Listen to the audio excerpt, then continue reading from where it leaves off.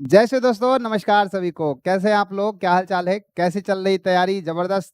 आइए हमारे साथ आज सफर शुरू कीजिए फाइनेंशियल मैनेजमेंट के आरटीपी 2025 सितंबर के। कहावत है कि इंसान गलती का पुतला है, यानी इंसान गलती करता रहता है। खैर आईसीआई भी तो इंसानों से ही बना हुआ है, तो आईसीआई भी छोटी मोटी गलतियां तो कर ही देता है। और साहब आईसीआई का सोर्स हो जिस तरह RTP, MTP, question paper, suggested answer, और उसमें कुछ गलतियां ना हो, फिर मजा ही कहाँ आता है। जिस तरह खीर में जब तक चीनी ना हो, उसी तरह इंस्टीट्यूट के सोर्स में जब तक गलतियां ना हो, मजा ही नहीं आता सर। बिल्कुल कहा जाता है बेस्वाद लगेगा फिर। तो आज बात करेंगे आरटीपी में कितनी गलतियां हैं। इसके लिए आपको पूरा आरटीपी देखना पड़ेगा। अच्छा, एक सफर कोई शुरू करे, मजा तब है जब उसको लास्ट तक देखे। जिस तरह अगर आपने एफएम आरटीपी का सफर शुरू किया है, हिम्मत के साथ आखिरी तक जाना है। यही आपका पेशेंस का परीक्षा है। ये नहीं कि वीडियो स्क्रॉल करके आगे चले गए। साहब अगर हम स्टार्ट कर दिए तो हमें कॉपी कलम, मैं तो आरटीपी का क्वेश्चन यहाँ दिखा दूंगा, और इसका रेक्टिफाइड आंसर हमारे टेलीग्राम चैनल पे है, वहां से आप डाउनलोड कर लीजिएगा। जो सही आंसर, जो सही क्वेश्चन है। थोड़ी बहुत गलतियां हैं, ज्यादा तो नहीं। 5-6 गलतियां ज्यादा तो नहीं कही जाएंगी। इसके अलावा आप अगर स्टार्ट कर चुके हैं तो बिल्कुल कसम खा के बैठे कि अपन हिलेंगे नहीं।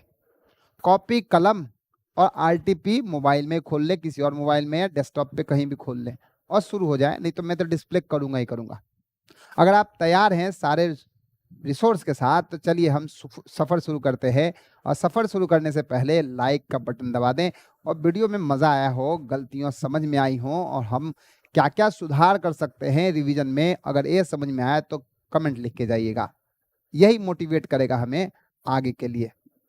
चलिए सफर शुरू करें सर। ये हमारा फाइनेंशियल मैनेजमेंट का आरटीपी है।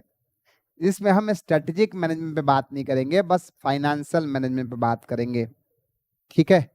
अब पहला क्वेश्चन केस सिनेरियो का है, और केस सिनेरियो का क्वेश्चन मैं आपको सच कह रहा हूं, बिल्कुल आपकी कसम। सर ये आपका इन्वेस्टमेंट डिसीजन का क्वेश्चन है। किसका है? Investment decision. और इन्वेस्टमेंट डिसीजन का ये जबरदस्त सवाल, मजा आएगा। मैंने जैसे शुरुआत ही किया है कि कुछ ना कुछ गलतियां होंगी, मेजर गलतियां यही हैं इसी केस स्टडी में। एग्जैक्टली केस सिनेरियो जो ये बनाते हैं, शायद मुझे लगता है एआई टूल्स यूज करके आजकल बनाते हैं। और एआई की एक बड़ी बेहतर फीचर है सर, वो गलतियां करेगा ही करेगा। तो मैं आईसीआई को भी कहना चाहूंगा और आप लोगों को भी कहना चाहूंगा, एक बार जब तक आंसर वेरीफाई ना हो जाए अपने एंड में, तब तक आप उस पर विश्वास ना करें। तो आईसीआई को भी रेक्टिफाई करना चाहिए। खैर गलतियां हो जाती है, मैंने बोला ना, इंसान तो गलती का पुतला है। छोड़िए बातें, आइए सर केस सिनेरियो से शुरू करें। कह रहा है केस सिनेरियो आपके किसी का है? इन्वेस्टमेंट डिसीजन का है। इसमें एनपीवी निकालना है। मैंने यहाँ क्वेश्चन रख रखा है, और ये रहा हमारा आंसर। यहाँ भी क्वेश्चन है, ये हमारा आरटीपी है जो हमने बनाया है। इसके हम यहाँ पे क्वेश्चन जो होंगे, इसके आंसर सर हम इधर आके समझ लेंगे। ठीक है, ताकि वक्त कम लगे आपके लिए सर। तो चलिए शुरू करते हैं। मेन टेक्नोलॉजी अ सेटअप, बहुत बढ़िया क्वेश्चन है। ऐसे क्वेश्चन को मैं कहता हूँ RS²। आर बोले तो रिवाइज, एस बोले तो सॉल्व। यानी सर इसको आपको रिवाइज करना है और सॉल्व करना है हाथों से। मैंने टिक टिक कर लिया, समझा दिया, तो इस कर देंगे, आप भी टिक टिक कर लेना। आपको हाथ से बनाना है। Mint Technology, a startup in the IT infrastructure space, is planning to enter into computer networking market with the specialized offering VPN connectivity solution for enterprises with distributed office networks. The company recently won a specific tender from a major national bank to set up the VPN service connection. Sir हमारी company VPN service provide करती है, यानी connection provide करती है, और हमें एक VPN service का एक टेंडर मिला है, और हमने टेंडर भरा था, हम टेंडर में जीत गए। अच्छी बात है। और ये टेंडर अक्रॉस 100 ब्रांचेज है, एक दो ब्रांच नहीं सर, 100 ब्रांचेज में हमें लगाना है। बढ़िया sir. The leadership team is excited but कॉजन as this moves requires significant upfront investment and ongoing operational capability. Sir लेकिन एक कॉन्ट्रैक्ट सिंस बड़ा है, इसमें आपको इन्वेस्टमेंट ज्यादा करना पड़ेगा, तो इसके लिए भी तैयारी रखना पड़ेगा। जब इन्वेस्टमेंट मोटी होगी तभी तो इन्वेस्टमेंट डिसीजन आएगा। जब पीरियड एक से ज्यादा होगा तभी तो इन्वेस्टमेंट डिसीजन आएगा sir. To evaluate the financial viability of this project, you have been hired as consultant. बधाई हो, आप लोग कंसल्टेंट अपॉइंट हुए हैं. They have forecasted their number for 5 years. ठीक है ना. They have assumed they will grow at industry average 3% afterwards. कह रहा 5 सालों तक तो हम ऐसे रहेंगे, यानी उसमें मेजर चेंज होगा. उसके बाद हम ग्रोथ करेंगे, ऐसा नहीं कि नहीं ग्रोथ करेंगे, लेकिन 3-3% से फॉरएवर ग्रोथ करेंगे. आप यहीं से एक बात समझ लीजिए, जब चीजें फॉरएवर हो जाती हैं तो हम उसकी present value at the end of the, यानी प्रीवियस ईयर के एंड में हम निकाल लेते हैं. उससे क्या निकल जाता है? फ्यूचर के आने वाले वैल्यू का. अभी आपको पता है फॉर्मूला क्या होता है, मैं अभी समझाते चलता हूं ताकि आपको दिक्कत ना हो. यानी नेक्स्ट ईयर, याद होगा फॉर्मूला आपने पढ़ा होगा, डिविडेंड अगर मिलने वाला हो नेक्स्ट ईयर का और वो ग्रोथ के कांस्टेंट ग्रोथ के साथ मिलता हो तो हम एक फॉर्मूला लगाते हैं D1 divide by KE minus G. A future value of perpetual cash flow का होता है. परपेचुअल कैश फ्लो आपने D से पढ़ा होगा, इसलिए मैंने D लिख दिया. हमारा D नहीं होगा, हमारा होगा cash inflow of next year. Cash flow of next year divided by KE minus growth. आपको पहले से पता है सर, ग्रोथ ही कह रहे हैं कि आफ्टरवर्ड जो ग्रोथ होगा 3% का होगा. बस हमें KE निकालना होगा और उम्मीद है कि KE क्वेश्चन में ही गिवन होगा, इसमें मेहनत करने की जरूरत नहीं. अच्छा, cash inflow of next year, आने वाले सालों का कैश इनफ्लो की बात कर रहा. आने वाले कौन सा साल? तो cash flow of 6th year divided by KE minus G. क्योंकि 5th ईयर तक अलग कंडीशन होगा. नेक्स्ट ईयर क्या होगा 5th के बाद? Sir 6th year. तो 6th ईयर का कैश फ्लो चाहिए. अब 6th ईयर का भी कैश फ्लो कैसे निकालते हैं? Cash flow of 5th year 1 plus growth divided by KE minus G. Done है. उम्मीद करता हूं आपने ऐसे पढ़ा होगा, ऐसे पढ़ा होगा सर, आप बिल्कुल परेशान हो. D0 1 plus growth divide by KE minus G. ये फॉर्मूला पढ़ा है, यही फॉर्मूला प्रयोग होगा. D0 नहीं होता, D1 नहीं होता, कैश फ्लो होता है. Cash flow of next year और अभी का जो डिस्काउंटिंग फैक्टर है ग्रोथ रेट को एडजस्ट करके आ जाएगा फ्यूचर वैल्यू. आइए नेक्स्ट. चलिए, और इसके आगे भी एक्सप्लेन कर सकते हैं लेकिन रहने देते, इतना समझ में आ रहा होगा क्योंकि आप रिवीजन कर रहे हैं. Mint will invest all money for capex in the infrastructure and equipment. Mint is planning issue 50 million share. 50 million means 5 crore share. 1 million बराबर, मैं पहले से क्लियर कर लूं, 1 मिलियन बराबर 10 लाख होता है sir. In lieu of the amount. अब एक क्वेश्चन भी विदेश से ही कॉपी किया हुआ है, कोई दिक्कत नहीं सर ऐसा. और नॉर्मली क्या होता है ना, जो AI है वो विदेशी है तो विदेशी डेटा अनुसार से बात करेगा, अगर इंडिया ने बनाया तो. Mint will have to keep the upgrading of infrastructure and equipment to cover the different offices of various clients. बढ़िया sir. Mint expect an initial investment of 150 million in network access as initial setup cost and connectivity या connecting different offices.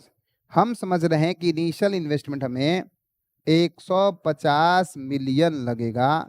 150 million बोले तो 1500 लाख रुपए लगेगा, यानी sir 15 crore क्या ले sir? 15 crore. बढ़िया. अच्छा, ये जो है ना, ये डॉट सा है, ये रुपीज को रिप्रेजेंट कर रहा है सर, ध्यान रहेगा, रुपीज को रिप्रेजेंट कर रहा है.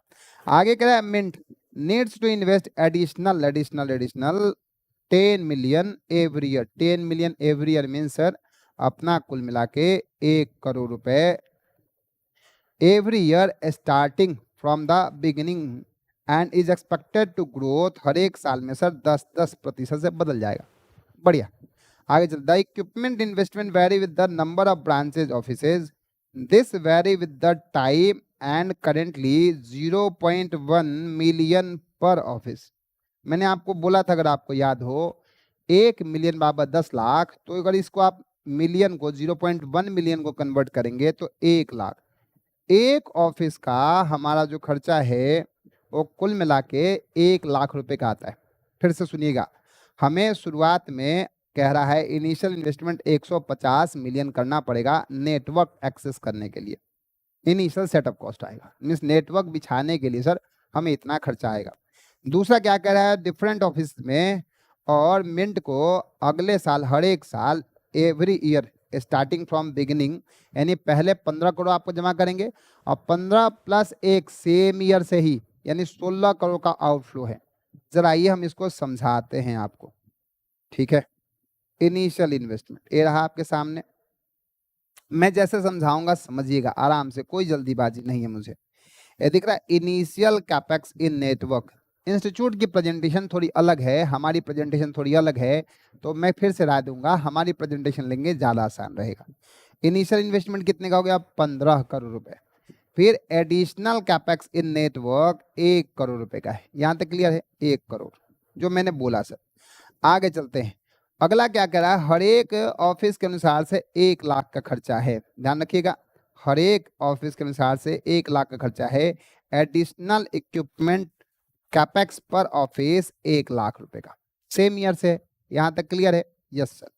अब सवाल ये है कि इनको जोड़ लिया है, मैंने बोला ना फर्स्ट ईयर का, यानी इनिशियल में शुरुआत में T0 पॉइंट पे हमारा जो कैश फ्लो होगा, आउटफ्लो होगा 16 करोड़ रुपए का होगा। चलिए आगे चले सर, आइए। कह रहा है initially Mint has own a tender of 100 branches of bank and expecting to grow 30% for next 5 year.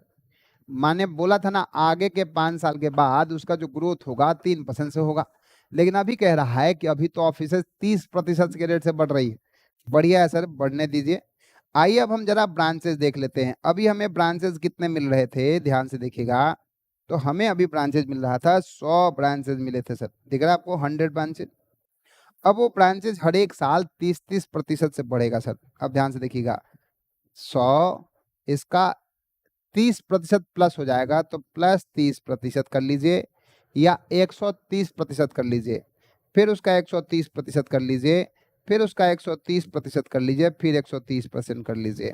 अब आप सोचेंगे 130 कैसे आया? 100% तो खुद ही है सर, और प्लस 30% ऑफ।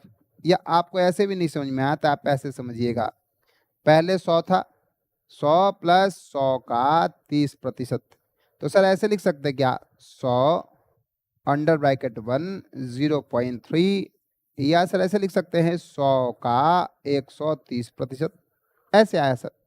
आगे आ गया। चलिए सर, अब एडिशनल ब्रांचेस देखते हैं कितने कितने एडिशनल ब्रांचेस आ रहे हैं हर एक साल।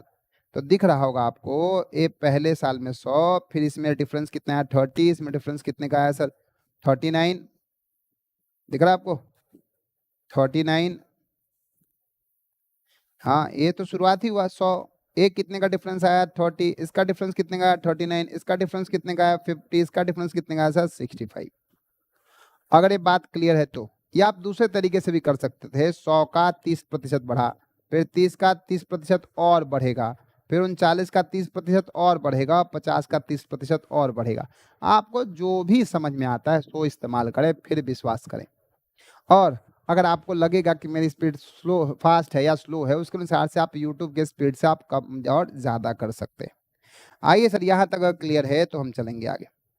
आगे क्या कहता है, Mint is expecting to have a maintenance cost of 10% for the equipment and 15% for network। तो सर हमें सबसे पहले मेंटेनेंस कॉस्ट के लिए इक्विपमेंट का खर्चा निकालना पड़ेगा, जिस पर 10% लगेगा, और नेटवर्क पे 15% लगेगा। पहले कॉस्ट तो पता चले कितना कितना खर्चा आ रहा है।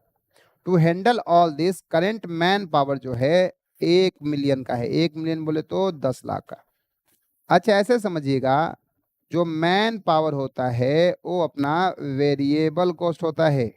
वेरिएबल कॉस्ट जो है वो क्वांटिटी के साथ इंक्रीज करेगा, क्वांटिटी के साथ डिक्रीज करेगा। जिस तरह से समझो वीपीएन सर्विसेज अगर हम बढ़ाएंगे तो हमें वर्कर भी बढ़ाना पड़ेगा, जो वर्कर बढ़ाना पड़ेगा तब प्रोपोर्शनेटली हम मान के चलेंगे लेबर हमारा प्रोपोर्शनेटली इंक्रीज करेगा, प्रोपोर्शनेटली अपना डिक्रीज करेगा, क्योंकि वेरिएबल कॉस्ट है। आगे, Mint has entered into an agreement with the local authority and has agreed to share 5% of revenue with the same। कह रहा है मिंट लिमिटेड ने लोकल अथॉरिटी से, जो लोकल अथॉरिटी है वहां पे जहां पे हम बीपीएन सर्विस डेवलप कर रहे हैं, वहां उनसे बात की है कि भैया हमारे मदद कर दो, हम आपको 5% कमीशन देंगे। 5% कमीशन, अब एक गुंडागर्दी है बीपीएन, अब क्या है लोकल अथॉरिटी, सब रहने दें, इस पे क्या ही फर्क पड़ता है। Mint is expecting to generate revenue of 0.5 million। 0.5 million बोले तो 5 लाख रुपए पर office, and is to remain competitive in the market, it is not going to increase with the inflation. Sir हम अभी 5 लाख पर बीपीएन सर्विस पर ऑफिस के अनुसार से चार्ज कर रहे हैं और आगे हम नहीं बदलेंगे। अब इसके लिए सर फिर से एक बार क्वेश्चन में आइएगा तो बात क्लियर हो जाएगी। यदि अगर आपको नंबर ऑफ ऑफिसेस, मैं थोड़ा इसका कलर बदल देता हूँ। कलर क्या, मैं बस हाईलाइट करना दिखा देता हूँ। 100, 130 जो हमने अभी बात किया, और पर ऑफिस के अनुसार से ये चेंज नहीं होगा, इसलिए हमने 5 लाख रुपए रखा है। अब इसको क्या लिया ए, इसको क्या लिया बी, ए मल्टीप्लाई बी, ए आ गया आपका रेवेन्यू पर एनम का, रेवेन्यू पर एनम। आगे चलते हैं। शेयर ऑफ लोकल अथॉरिटी जो है, share of local authority institute ने यहाँ लिखा है सर 5% दिख रहा है। यहाँ क्या लिख रहा है सर, लोकल अथॉरिटी को जो देंगे ये 5% देंगे, जबकि जब आप इंस्टीट्यूट का आंसर देखेंगे तो वहां पे उन्होंने 15% कर रखा है। तो मैंने बोला था शुरुआत में ही, इंस्टीट्यूट कुछ गलती ना करे तो फिर मजा क्या है। आइए, अब कह रहे हैं कि नहीं सर आप झूठ बोल रहे हैं, 15% नहीं लिया। आइए सर मैं इंस्टीट्यूट का आंसर दिखा देता हूं ताकि आपके मन को थोड़ा सा सही लगे। सही लगना जरूरी है दोस्त। आइए, अब ये 5 करोड़ का 5% कितना होता है सर, जरा आप उठाइए कैलकुलेटर। 5 करोड़ का 5%, मुझे जहां तक लगता है 5 करोड़ का 5% मुझे आ रहा है सर 25 लाख रुपए, जबकि इन्होंने कितना लिया है सर 75 लाख। चलो एक जगह गलती हो जाता है, चलता है, इंसान है। दूसरा देख लेते हैं सर, 6 करोड़ 50 लाख, इसका सर फिर से 5%, ये होता है सर 32 लाख 50,000, जबकि यहाँ है 97 लाख 50,000। तो डिवाइड कीजिएगा तो एग्जैक्टली 15% होगा। तो सर इंस्टीट्यूट ने इसको 5% तो वहाँ किया, लेकिन आंसर में रेक्टिफाई नहीं किया, तो इसलिए हम क्वेश्चन में रेक्टिफिकेशन आपको करके दे रहे हैं। 5% नहीं सर, ये 15% है। हो सकता है मैंने क्वेश्चन में न बदला हो, ताकि बच्चों को बिल्कुल सही क्वेश्चन लगे और इंस्टीट्यूट के उल्टा न लगे कि मैंने इंस्टीट्यूट के विपरीत आवाज उठा दिया है। नहीं तो बच्चे आज तो कहते हैं इंस्टीट्यूट की जो विपरीत आवाज उठाएगा, तो ये सर 15% है। चलिए बढ़िया है सर, कुछ तो गलती हुआ होगा, कोई यूं ही बेवफा नहीं होता। तो सर हमने शेयर ऑफ लोकल अथॉरिटी भी समझ लिया, अगर आपको क्लियर है तो। चले अब चलते हैं सर आगे, मैन पावर की बात करते हैं। पहले यहाँ पे समझ लेते हैं, फिर चलेंगे सर आगे। ये इंस्टीट्यूट का आंसर है ना, मैं अपना आंसर अलग रखता हूँ, इंस्टीट्यूट का आंसर अलग रखता हूँ। चलिए रुकिएगा, अब ये हमारा जो हो गया,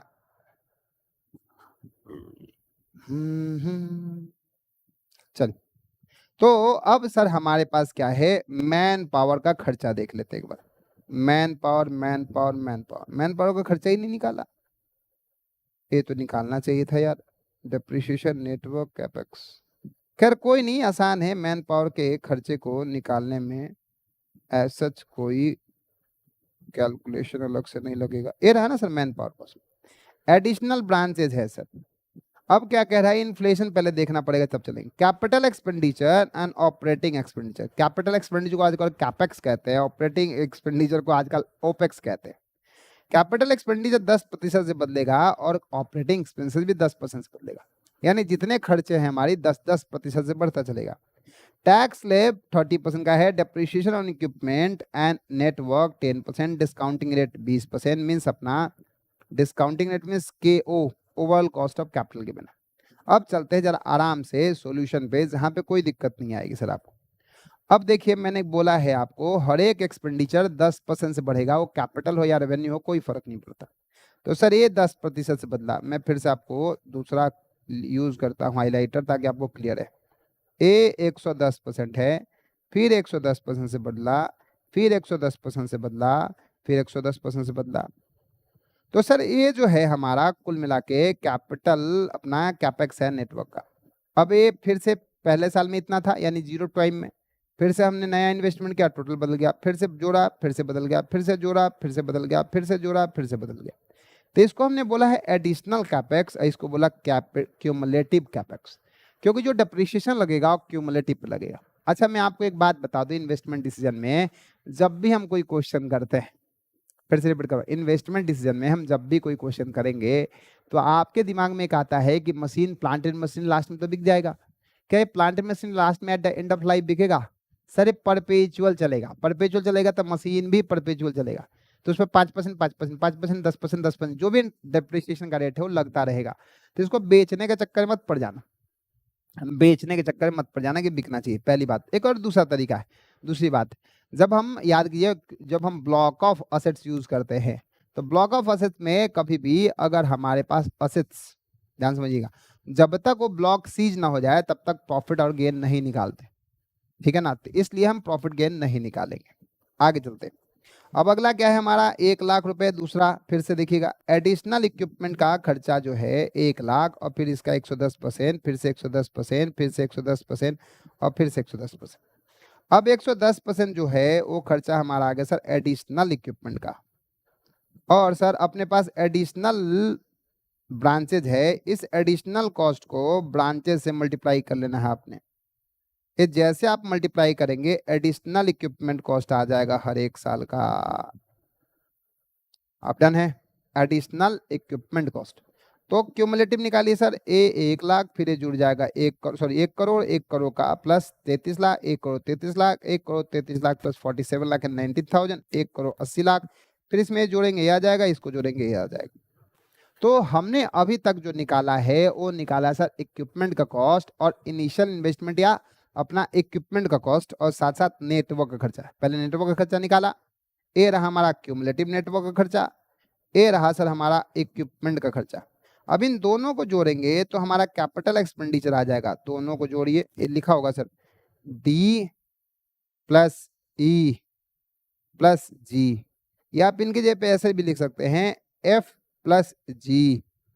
क्या लिख सकते हैं सर, इसके जगह पे आप ऐसे भी लिख सकते हैं और एफ प्लस जी।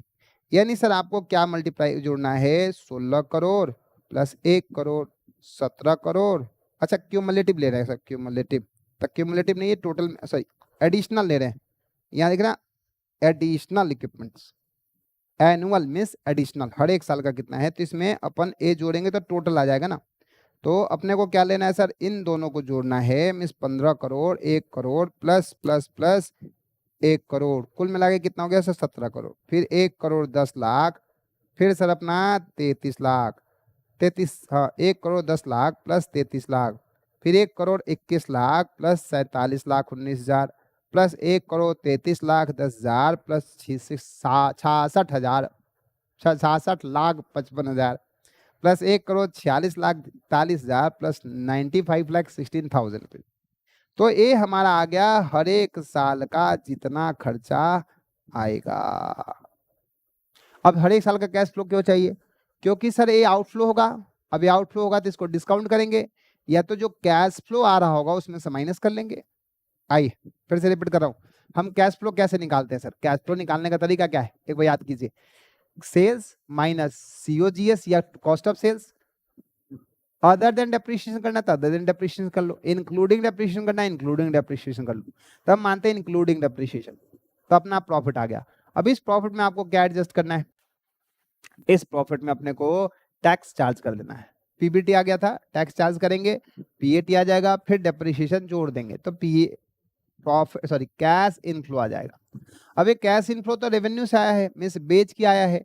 अगर मैं हर एक साल जितना जितना कैश आउटफ्लो माइनस कर लूं तो अल्टीमेटली मुझे नेट कैश फ्लो आ जाएगा सर। चलिए अब सवाल क्या है, यहां तक बात क्लियर है, यहां तक क्लियर हो गया हमारा बात। अब क्वेश्चन क्या कह रहा है कि डेप्रिसिएशन लगेगा, मैंने बोला क्या डेप्रिसिएशन लगेगा जरा बताओगे भाई, तो कह रहा है डेप्रिसिएशन जो है आपको अगर याद हो तो डेप्रिसिएशन का रेट जो था कहीं तो था यार, हाँ ये रहा ना sir, depreciation on equipment, equipment and network पे जो खर्चा लगेगा वो कितना है, 10% का है। 1 मिनट सर, 1 मिनट, हाँ depreciation on equipment and network जो है वो 10% का है। ये हमारा एनुअल कैपेक्स है जिसमें सारा का सारा वैल्यू है। डन है यहाँ तक, चलिए बढ़िया। अब सवाल क्या है, ये हमारा हो गया अपना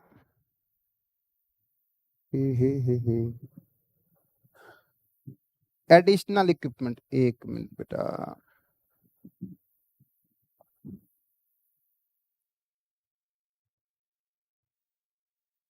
ठीक है,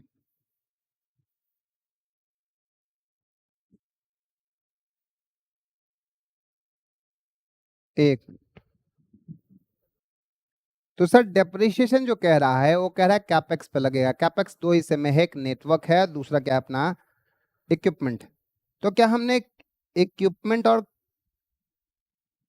नेटवर्क के खर्चे को क्यूमुलेटिव लिया है? ये रहा सर क्यूमुलेटिव, जिससे नाम दिया है एफ। दूसरा सर हमने क्यूमुलेटिव इक्विपमेंट का भी खर्चा जोड़ा है, यस सर ये रहा। तो मैं इन दोनों को अगर क्या करूं, जोड़ दूं, तो मेरा टोटल इन्वेस्टमेंट आ जाएगा सर। इसे और सर इसे, इन दोनों को जोड़ दें तो क्या मेरा टोटल इन्वेस्टमेंट आ जाएगा, और इसी पे अपना 10% का डिप्रिसिएशन है। तो सर इसका नाम जो है एफ, मैंने थोड़ा ऑर्डर चेंज किया है, उसमें गड़बड़ हो गया है। ए हो गया एफ और ए हो गया सर आई। तो आपको क्या लिखना है, एच और आई नहीं लिखना है, एफ प्लस आई का 10%, एफ प्लस आई का 10%। तो इधर को है कितना अपने को, 16 करोड़ 1 करोड़ उसका 10%, 17 करोड़ 10 लाख, उठाइए कैलकुलेटर, 17 करोड़ 10 लाख प्लस 1 करोड़ 33 लाख, उसका 10% निकालिए। 18 करोड़ 31 लाख, फिर उसमें जोड़िए सर अपना 1 करोड़ 80 लाख 19 हजार, उसका 10% निकालिए। वैसे ही सर 19 करोड़ 64 लाख 10 हजार, क्योंकि जो डिप्रिसिएशन होगा क्यूमुलेटिव अमाउंट का होगा, जो जो आता जाएगा उसे हम जोड़ते जाएंगे और उस पर हम डिप्रिसिएशन 10% 10% 10% माइनस करते चलेंगे। ये हमारा डिप्रिसिएशन आ गया। अब दूसरा हिस्सा क्या है, अगर ध्यान से पढ़ेंगे तो कह रहा है कि हमारा कुछ मेंटेनेंस का खर्चा आएगा। मैंने बोला कितने कितने का मेंटेनेंस का खर्चा आएगा, तो कह रहा है minimum Mint is expecting maintenance cost 10% on equipment and 15% on network. तो सर हमारा जो खर्चा है इक्विपमेंट नेटवर्क का कितना परसेंट है, नेटवर्क का 15%। तो इस नेटवर्क का जो खर्चा है इसका 15% हम मेंटेनेंस का खर्चा करेंगे। मैंने बोला ना इसका नंबर चेंज हो गया सर, ए एफ लिखना है, एक गलती से एच लिख लिया है, इसे एफ लिखना है सर। तो सर इसका 15%, और ये कैसे निकलेगा, ये जो हमारा वैल्यू आई आया है उसका 10%, बस थोड़ा सा और नंबर चेंज हुआ है, थोड़ा सा उसको रेक्टिफाई कर लीजिएगा, एफ और आई। अब इन दोनों को जोड़ लेंगे तो हमारा मेंटेनेंस कॉस्ट आ जाएगा। तो जितनी हमारी कैलकुलेशन थी, कैलकुलेशन का जो बेस था, जो वर्किंग नोट था, वो हमने समझ लिया। जानते हैं ऐसा क्वेश्चन अगर पेपर में आ जाए फिर तो समझो कि बस त्राहिमाम ही सर। अब आपके मन में आ रहा है ऐसा क्वेश्चन नहीं आ सकता सर, फुल फ्लेज नहीं आ सकता, कुछ हिस्सा तो आ ही सकता है। चले अब सवाल क्या है, 100 ऑफिसेस, रेवेन्यू आ गया हमारा, टोटल रेवेन्यू समझ लिया था, शेयर ऑफ लोकल कॉस्ट निकल लिया था, हमने मैन पावर का खर्चा समझ लिया था। अगर आपको याद हो तो पीछे से हमने मैन पावर का खर्चा समझा था आपके साथ, ये रहा, हर एक 10% से बढ़े, अच्छा नहीं समझा था, समझ लेते सर। ये भी हमारा खर्चा है, खर्चा 10% से बढ़ेगा, मिस 110%, इसका 110%, इसका 110%, इसका 110%। और मैंने आपको क्या बोला था कि जो खर्चा आएगा वो अपना कुल मिला के नंबर ऑफ किसके अनुसार से आएगा, ऑफिस के अनुसार से। तो क्या करेंगे, इसको मल्टीप्लाई करेंगे सर 100 से, इसको मल्टीप्लाई करेंगे 130 से, सर 30 से नहीं, क्योंकि ये आपका जो मैन पावर जाएगा वो सब जगह जाएगा, चाहे पुराना ऑफिस हो या नया ऑफिस हो, आपको तो सर्विसेज सबको देनी है ना, तो आपका एम्प्लॉय सब जगह जाना चाहिए। इसलिए सर हमने टोटल जो है हमारा, टोटल मीन्स टोटल अपना नंबर ऑफ ब्रांचेज है उसको कॉस्ट पर ब्रांच के अनुसार से मल्टीप्लाई कर लेना है। ये आ गया हमारा सर मैन पावर कॉस्ट। कौन सा power cost sir, man power cost. ये हमारा आ गया sir man power cost. Clear यहां तक। मेंटेनेंस कॉस्ट अभी हमने निकाला था, इक्विपमेंट जो 10% का था, नेटवर्क जो 15% का था। ये आ गया total operating cost, EBIT before depreciation, ये हमारा आ गया sir earning before interest tax and depreciation. चलिए सर आगे देखते हैं। डेप्रिसिएशन हमने पहले आपके सामने कैलकुलेट किया था, माइनस किया, EBIT आ गया, उसमें से टैक्स माइनस किया। सर कभी कभी टैक्स का ट्रीटमेंट ऐसा होता है कि हम उसमें से टैक्स बेनिफिट ले लेते हैं, कभी कभी नहीं लेते। तो हम मान के चलते हैं इस पर टैक्स बेनिफिट जब लॉस होगा तो गवर्नमेंट हमें टैक्स अलाउ कर देगा, ठीक है ना। नहीं तो लिखता कि सेट ऑफ कैरी फॉरवर्ड नहीं होगा, सिंस क्वेश्चन साइलेंट है तब मानते हैं सेट ऑफ कैरी फॉरवर्ड हो सकता है। तो सर यहाँ लॉस हुआ तो उसका 30%, 30%, सबका 30%। तो आ गया सर प्रॉफिट आफ्टर टैक्स, फिर डेप्रिसिएशन जोड़ा, कैश इनफ्लो आ गया। मैंने आपको बोला था ना सबसे बेहतर तरीका क्या है कि साहब शुरुआत में जो हमारा कैश इनफ्लो आया है हमारा उसमें से कैश आउटफ्लो माइनस कर ले, यानी कैश आउटफ्लो जो है ये हमने सबसे माइनस कर लिया तो नेट कैश इनफ्लो आ गया सर। क्या आ गया sir? Net cash inflow. Done है यहां तक? नेट कैश इनफ्लो आ गया सर। एक मिनट सर, आइए, ठीक है यहां तक। अब सवाल क्या है, हमने यहां से अपना कैश आउटफ्लो मिस कैपेक्स जो है सो माइनस कर लिया। अब सवाल ये है सर कि हमने तो इनिशियल इन्वेस्टमेंट किया, पैसा तो T0 पॉइंट पे गया होगा। सर आपको नहीं लगता कि जो 17 करोड़ है ये आपको T0 से माइनस करना चाहिए, ये 1,43,00,000 पहले से माइनस करना चाहिए, 1 करोड़ जो भी है सो यहाँ से माइनस करना चाहिए, ऐसे माइनस होगा सर। और आपका बिल्कुल कंसर्न सही है, 100% सही है। इंस्टीट्यूट ने लिखा भी है इनिशियल इन्वेस्टमेंट होगा, लेकिन आइए जरा एक बार क्वेश्चन पढ़ते हैं। क्वेश्चन में कुछ अच्छी बातें हैं, और अच्छी बात क्या है सर? सर यहाँ क्वेश्चन कह रहा है एज्यूम, कैलकुलेशन के आसान बनाने के लिए, all expenditure including initial setup cost from year 1, year 1 means at the end of the year, 0 point नहीं sir, end of year.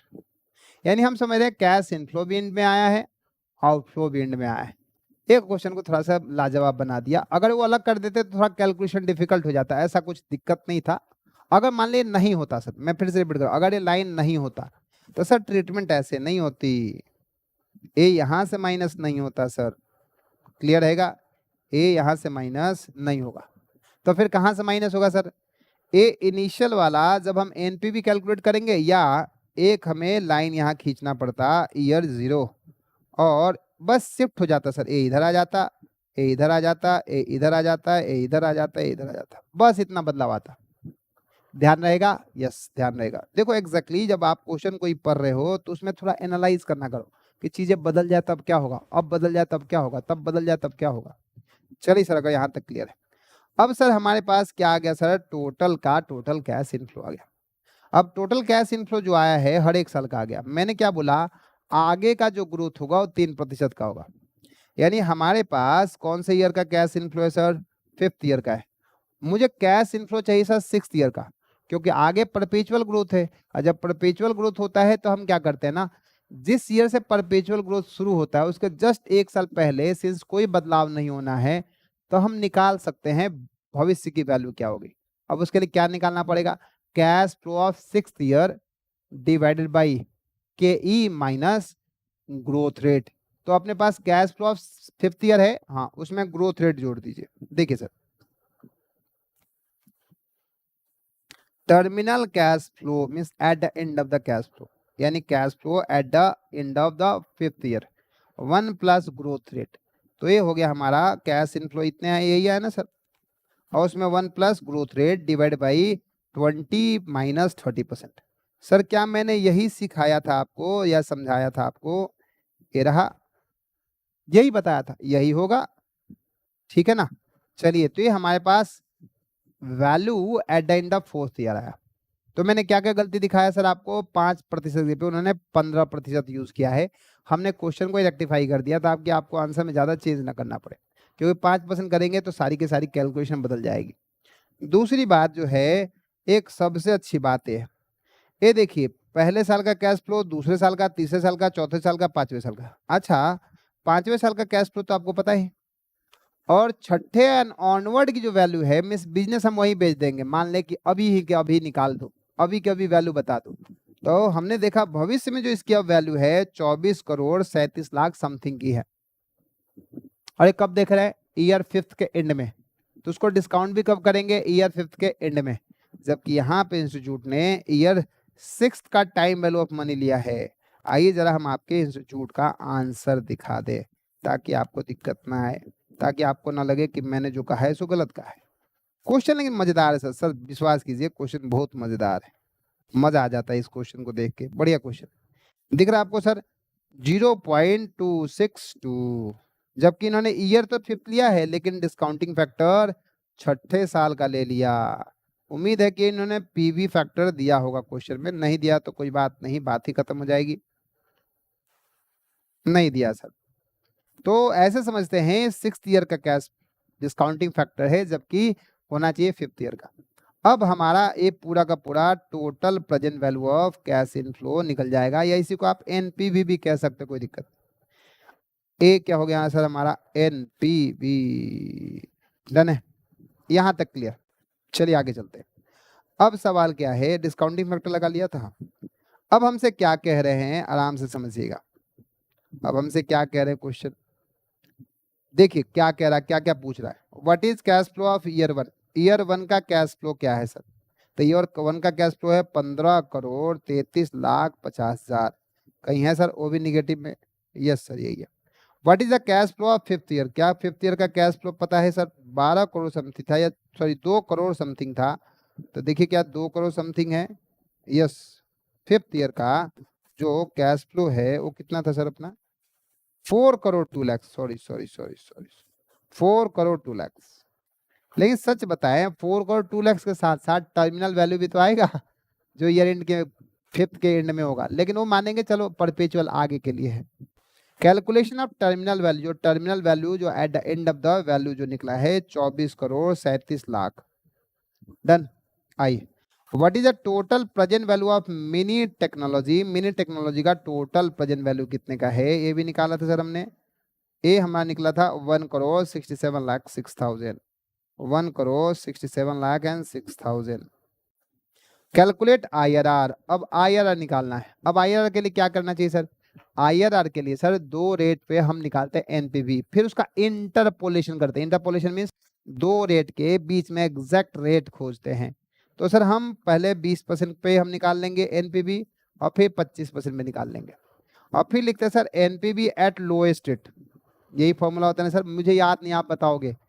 NPV at lowest rate divide by NPV at highest lowest rate minus NPV at lowest highest rate, sorry, और multiply by highest rate minus lowest rate. तो हमें 2 rate लेना है जहां में discounting factor लगा के हमने प्रेजेंट वैल्यू निकालना है, उस प्रेजेंट वैल्यू को यूज करके फिर हमें आईआरआर निकालना है। चलिए देखते हैं। ए हमारा 20% पे ऑलरेडी ऊपर बना हुआ था, 20% पे एनपीवी निकाला प्रेजेंट वैल्यू, ए हमारा एनपीवी आया, फिर मैंने 25% पे निकाला, और दोनों को इंटरपोलेट करके हमारा 24.26 आया। और सिंस आपको याद होगा टर्मिनल वैल्यू हमारा इंस्टीट्यूट का थोड़ा सा, टर्मिनल वैल्यू नहीं सर, क्या वैल्यू अलग था, टर्मिनल वैल्यू अलग था या क्या अलग था सर हमारा, हाँ ये हमारा ये प्रेजेंट वैल्यू हमारा थोड़ा सा अलग हो सकता है, लेकिन आंसर कैसे मैच कर रहा है, आंसर कैसे मैच, एक मिनट रुकिएगा मैं थोड़ा आंसर चेक कर लूं। ये तो हमारा आंसर है, इंस्टीट्यूट का आंसर देखते हैं क्या दिया है उन्होंने। हो सकता है हमारे से कॉन्ट्राडिक्टरी हो, यानी हम अलग हो वो अलग हो। ए आया, देखिए ए हमारा डिस्काउंटिंग फैक्टर के बाद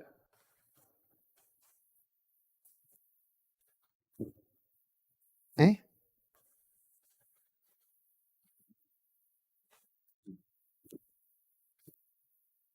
मेरे पास जो पीडीएफ है बेटा, उस पीडीएफ में चाहे रेक्टिफाइड होगा, एक बार रुको मैं वेबसाइट से एक बार डाउनलोड करके फिर से चेक करता हूँ, क्योंकि इसमें मैं हो सकता है छेड़छाड़ कर दिया हूँ, चेंज कर दिया हूँ। आपको लगेगा कि मैं झूठ बोल रहा हूँ, देखिए सर मेरे पास इसका फोटो कॉपी भी है, ये दिख रहा है आपको, रिवीजन टेस्ट पेपर इंटरमीडिएट, ये रहा। अब आपके पास जो रिसेंट आरटीपी अवेलेबल होगा वो रेक्टिफाइड होगा, जो गलती सुधार लिया है, लेकिन फिर भी गलती कितनी सुधरेगी, वही मैं देख रहा हूँ कि ऑप्शन मैच क्यों कर रहे हैं। दिख रहा है 7,99,000, ये आपको मैं प्रूफ के साथ दे रहा हूँ, ऐसा नहीं कि ऐसे ही है। दिख रहा है सितंबर 2025 एग्जामिनेशन 12 मार्क्स। अभी मत कह देना कि आपने खुद से सर चेंज किया होगा, फिर से आपने गलती इंस्टीट्यूट का दिखाया। आप बिल्कुल जब जब तुरंत आया था आरटीपी ना, उस दिन का डाउनलोड कीजिएगा। अच्छा है कि इंस्टीट्यूट ने हटा के नया कर लिया, गलती सुधार लिया, बढ़िया है। चलिए सर आइए, तो हम फिर कहाँ थे, क्वेश्चन में थे ना। अरे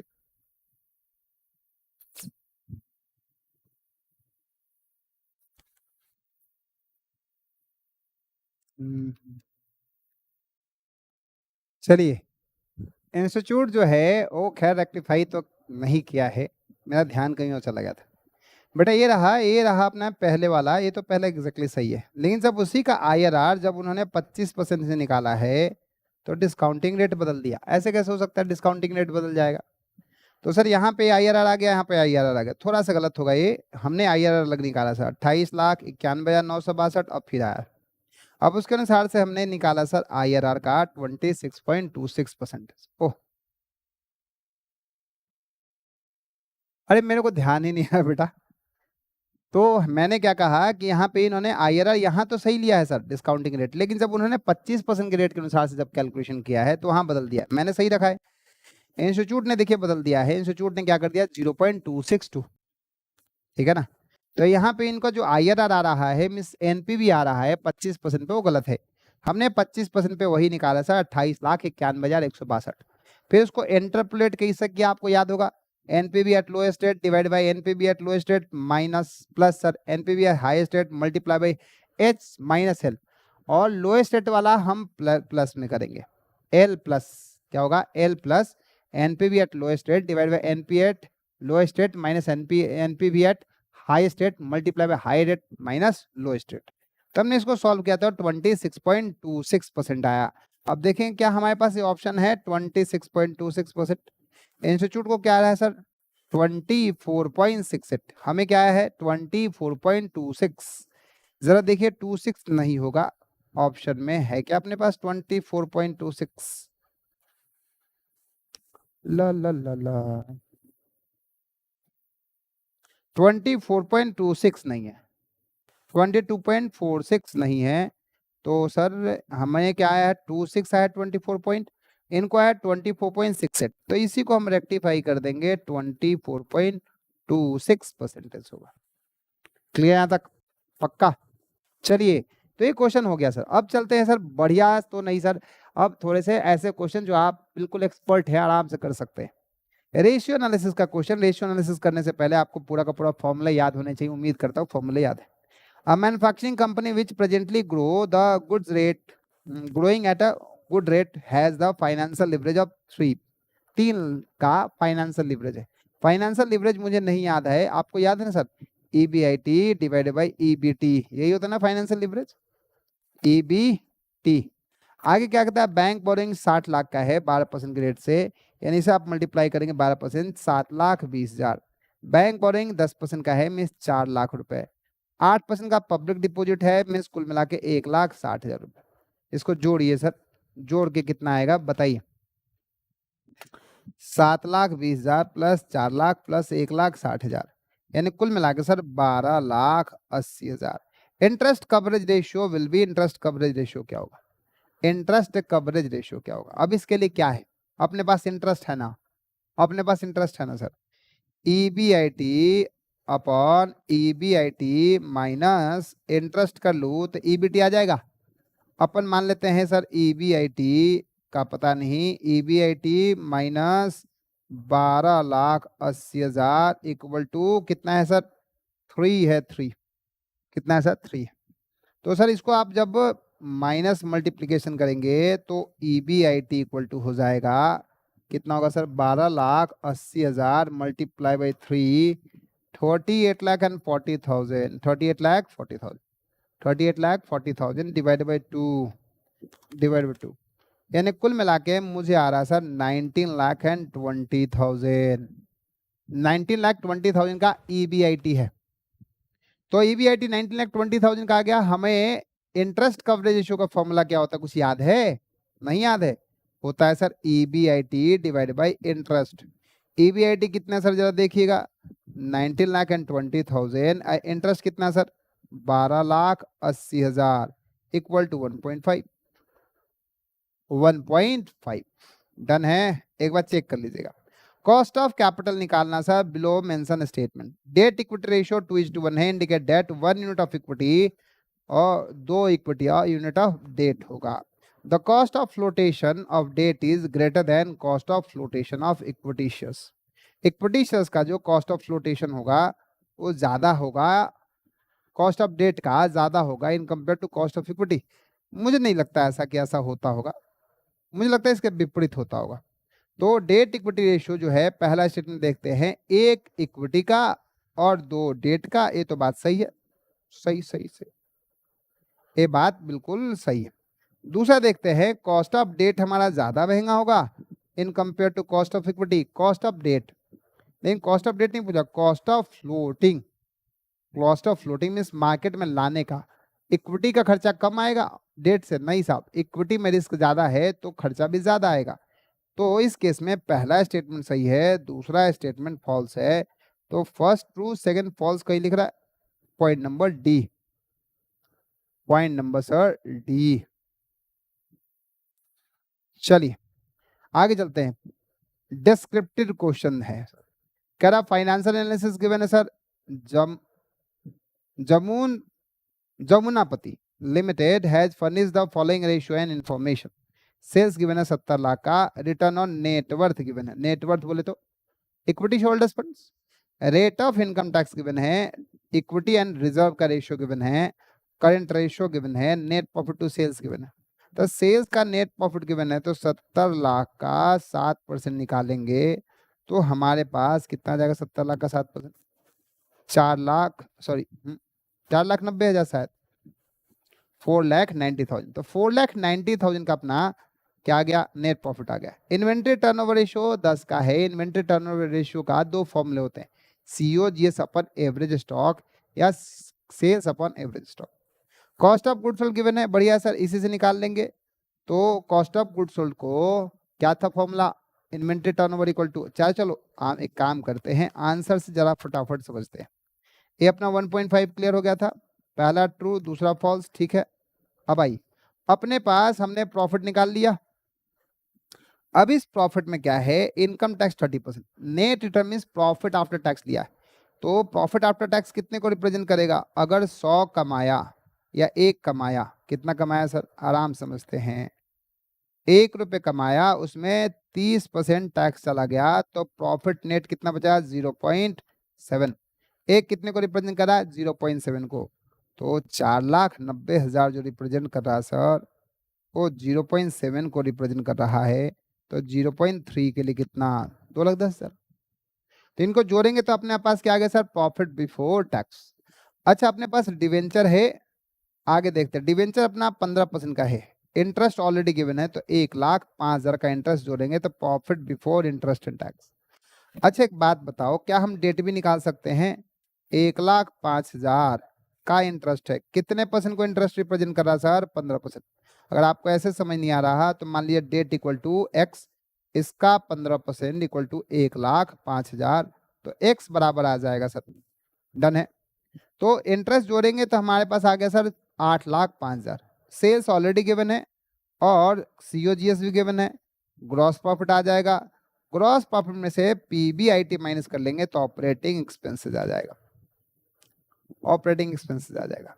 अब रुकिएगा, अब जरा ध्यान से समझिएगा, हमें 15% से डिवाइड करना है, तो जरा मुझे बताइए कितना आएगा, 1,05,000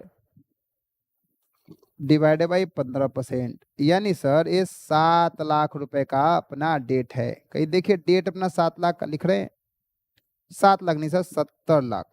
7 लाख होगा या 70 लाख होगा, 7 लाख होगा सर, 70 लाख कहाँ से आ गया, देखो दूसरी भी गलती निकाल दी मैंने, 7 लाख।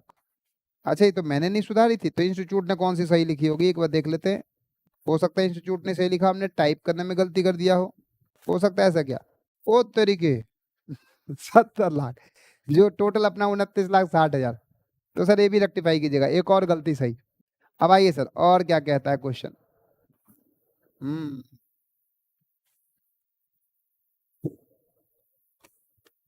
और क्वेश्चन क्या कह रहा है, cost of goods sold, payable अपना गिवन है, रिसीवेबल गिवन है, पेबल और रिसीवेबल आराम से लिखिए, इधर आ गया रिसीवेबल, इधर आ गया पेबल्स। अब आगे चलते हैं, आगे अपने पास गिवन है रिटर्न ऑन नेटवर्थ 25% का है, वो कितना था सर, 4,90,000 4,90,000 कितने को रिप्रेजेंट कर रहा है सर? 25% को। तो टोटल कितने को होगा सर? 4,90,000 divide by 25%। मुझे आ रहा है सर 19,60,000 रुपए।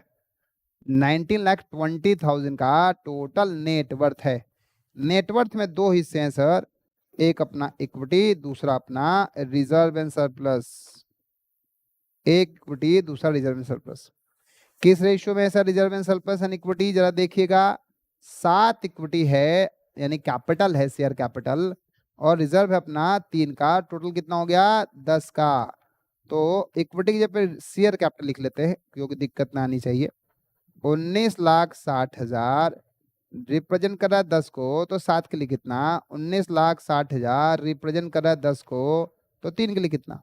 तो 19,60,000 का 70%, 13,72,000 माइनस सर, माइनस करने के बाद ये आएगा 5,88,000 रुपया।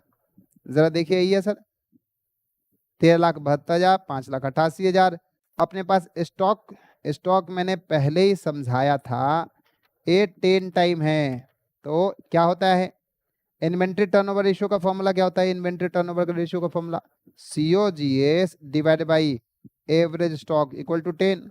COGS अगर 24 लाख का है तो एवरेज स्टॉक कितने का होगा? Average stock equal to 2.4 lakh. तो सर ये 2.4 लाख का स्टॉक ले लिया कैश। चलिए आगे देखते, आगे कुछ और है। और सर अपने पास इक्विटी आ गया, अपने पास रिजर्व एंड सरप्लस आ गया, अपने पास डेट आ गया, अपने पास पेबल्स आ गया। टोटल जोड़िए 29,60,000। और अपने पास फिक्स्ड एसेट्स कहीं है? फिक्स्ड एसेट्स कहीं से निकाला जा सकता है, जरा देखिए। Fixed asset, fixed asset, fixed asset, fixed asset, fixed asset, fixed assets. देखते हैं नीचे कुछ लिखा हो। कैलकुलेट ए, बैलेंस शीट बनाइए। अपने पास फिक्स्ड एसेट तो है ही नहीं सर। हाँ। करेंट एसेट्स निकल सकता है कहीं से सर। करेंट रेशियो गिवन है, करेंट रेशियो कितने का है? 2 टाइम्स का। जरा मुझे बताइएगा, पेबल गिवन है 3 लाख का, 3 लाख का 2 गुना। करेंट रेशियो इक्वल टू क्या होता है सर? CA upon CL। ये 2 का है। करेंट एसेट्स कितने का है? करेंट एसेट्स, करेंट एसेट्स अपना नहीं पता। करेंट लायबिलिटी कितने का है? 3 लाख का। तो करेंट एसेट्स कितने का होगा? 6 लाख का। तो टोटल 6 लाख का होना चाहिए। स्टॉक 2,40,000, पेबल अपना 3 लाख, बचा कितना? 60,000, यानी ये टोटल 6 लाख का हो गया। क्या हमें टोटल पता चल गया? 29,60,000। तो जो ये बैलेंसिंग फिगर होगा ये अपना फिक्स्ड एसेट्स होगा। जो ये बैलेंसिंग फिगर होगा वो फिक्स्ड एसेट्स होगा। अब उसी के अनुसार से वर्किंग क्या होगा जो हमने आपको बात किया, और उसके अनुसार से निकाला, फिर करंट एसेट्स निकाला, करंट लायबिलिटी निकाला, जो भी। चलिए अगला, ये सब क्वेश्चन बच्चों वाले क्वेश्चन है सर, बस वही एक मजेदार क्वेश्चन था जो मैंने आपको बताया। कॉस्ट ऑफ कैपिटल, सर ये है मार्जिनल कॉस्ट ऑफ कैपिटल का question. Marginal cost of capital means क्या होता है? आप existing cost of capital, existing funds के अलावा जो भी एडिशनल फंड्स बोरो करते हैं उसे मार्जिनल कहते हैं। मींस नए इन्वेस्टमेंट के लिए नया लोन लिया। आइए पढ़ते। Lavanya limited wishes to raise additional fund 20 lakh for meeting investment plans. 4,20,000 in form of return earning, जिसमें हमारे पास 4,20,000 रिटर्न अर्निंग ऑलरेडी है। अब लेवल इन्वेस्टमेंट पर्पस, ये डेट इक्विटी का रेशियो होगा 3:7। जैसे हमने समझा अभी, 3 और 7 जोड़ के 10 होगा। यानी सर इस 20 लाख को 2 हिस्से में तोड़िए, डेट और दूसरा इक्विटी। 10 से डिवाइड कीजिए और 3 से मल्टीप्लाई कीजिए, तो अपना आ जाएगा सर 6 लाख ए होगा और 14 लाख का ए होगा। अब इस 14 लाख में आपको पता है सर पहले से आपको अपना, एक तो शेयर कैपिटल, दूसरा अपना reserve and surplus. Reserve and surplus 4.2 lakh का है, तो 14 माइनस 4.2 लाख यानी सर 9.8 लाख का शेयर कैपिटल है। 9.8 लाख का सर अपना शेयर कैपिटल है। डन यहां तक? आगे चलते हैं। Cost of debt up to 3,60,000, 8%। अपने को क्या कितना लाख चाहिए? 6 लाख चाहिए। तो अपने को कितना बोरो करना पड़ेगा? 6 लाख। तो 3,60,000 तक का कितना इंटरेस्ट देना पड़ेगा? 8%। तो 3,60,000 का 8% मुझे आ रहा सर 28,800। उसके बाद टोटल कितना चाहिए? 6 लाख। कितना बोरो कर लिया? 3,60,000। तो 6 लाख माइनस सर 3,60,000, उसका सर 12%, फिर कितना आएगा सर 28,800, जोड़िए सर 28,800 मल्टीप्लाई बाय 2 यानी कुल मिला के 57,600 का इंटरेस्ट हो गया। ध्यान रखिएगा ईपीएस गिवन है, अगर ईपीएस गिवन है तो कॉस्ट ऑफ इक्विटी ईपीएस या डिविडेंड मेथड से पूछेगा, डिविडेंड मेथड या किसके अनुसार से, ईपीएस मेथड से। अगला क्या है अपना dividend pay out ratio given है, रिटर्न अर्निंग गिवन है। अब हो सकता है ग्रोथ रेट भी आ जाए, ग्रोथ रेट भी आ जाए। रिटर्न अर्निंग कितने का है, यानी अपने पास बी गिवन है और अपने पास डिविडेंड रेट कितना है 40%, यानी सर 5 रुपए का 40%, 2 रुपए तो डिविडेंड दे देते हैं और अपना 3 रुपए बचा लेते हैं। रेट ऑफ रिटर्न अपना कितना है 10% का, यानी सर ऐसे समझते हैं, आपको याद होगा ग्रोथ रेट इक्वल टू होता है बी मल्टीप्लाई बाय आर, और बी कितना है सर 0.6, आर कितना है सर 10%, यानी सर हमारा ग्रोथ रेट 6% का होगा। अच्छा आरटीपी जब आप रिवाइज कर रहे हैं तो मैं जूम करके चलूंगा कि आपको कॉन्सेप्ट तो आते हैं, ठीक है। आगे चलते हैं, करेंट मार्केट प्राइस गिवन है, बढ़िया है, tax rate given, raising of funds of additional funds, raising of कैसे कैसे रेज होगा, अगर आप ध्यान से देखें तो हमने यही बताया। कैपिटल स्ट्रक्चर क्या होगा आपको पता होगा, 9,80,000 का इक्विटी, 4,20,000 का रिटेन अर्निंग और 3,60,000 प्लस 2,40,000 20 लाख।